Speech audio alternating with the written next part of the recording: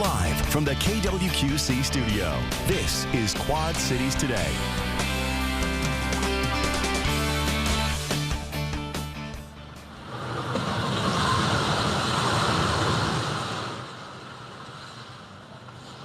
This is new video from TV6 overnight showing parts of the collapsed building tumbling to the ground as recovery crews deconstruct part of the building in an effort to continue their search. You can see as debris hit the ground, a plume of dust filled the air, and we will continue to have the latest on that partial building collapse coming up here in just a moment. Good Saturday morning, and thank you for watching Quad Cities Today Weekend. I'm Kyle Keel. And I'm Teresa Bryant. We've been seeing a stretch of unseasonably warm conditions across our region. A very summer-like pattern. You really felt that humidity yesterday, and that led to those pretty pop-up thunderstorms, pretty strong storms in some cases. Yeah, we could see the same thing again today and again tomorrow afternoon. A slight chance for a stray shower storm. Otherwise, sizzling heat and humidity continue through the weekend. Right now, looking at mostly sunny skies, 63 degrees here in the Quad Cities area, 68 degrees in Galena, 63 in Clinton, 65 in Princeton, 68 degrees in Muscatine and Burlington, 64 in Mount Pleasant, with winds moving out of the east and northeast at around 5 to 10 miles per hour. Mostly clear skies, as you can see, a few scattered clouds to the north, and that's what we'll continue to see across much of our viewing area through the rest of this morning into this afternoon. Slight chance that we could see a stray shower, maybe a thunderstorm or two in the northern portions of our viewing area. Dry conditions after that, and another round of sunshine and warmth for your Sunday. For today, temperatures climbing out of the 70s into the 80s this morning, eventually reaching into the 90s this afternoon. We'll see a high of 94 degrees. A leading expert on building collapses is speaking out about the Davenport disaster, what might have caused it, and what should officials do now.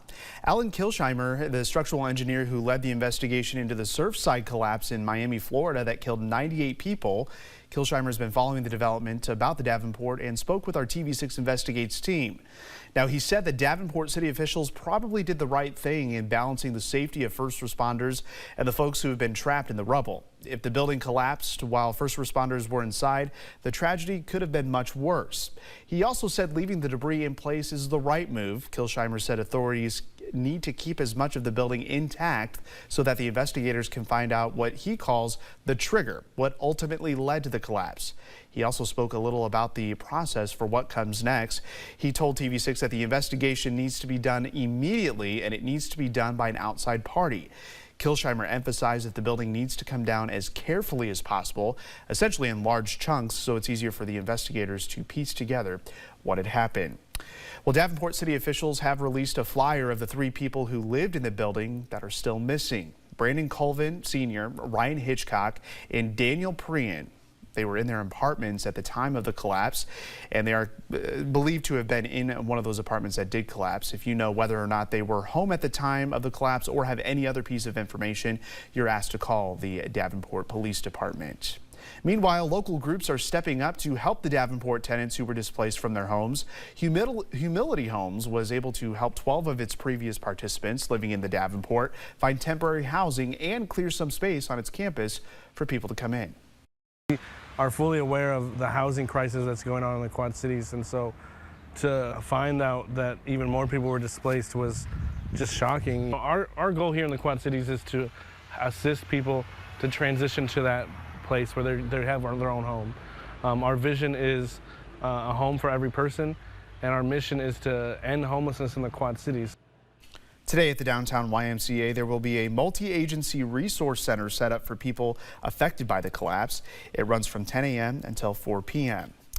In other local news, the Durant School District says it's the victim of recent hacking. School District Superintendent Joe Burnett says Durant School Systems was hacked and a graphic message was sent to all emails in that system. He said the message came from a student email but did not come from that student. District leaders will be working on the IT issue with the email system. And almost 10,000 applicants in just 2 days. The new education savings account program through the Iowa Students First Act has seen a big boom. The company behind the technology platform applying, called Odyssey, is reporting 9,907 applicants as of this morning. Students have until the end of June to apply for the savings accounts.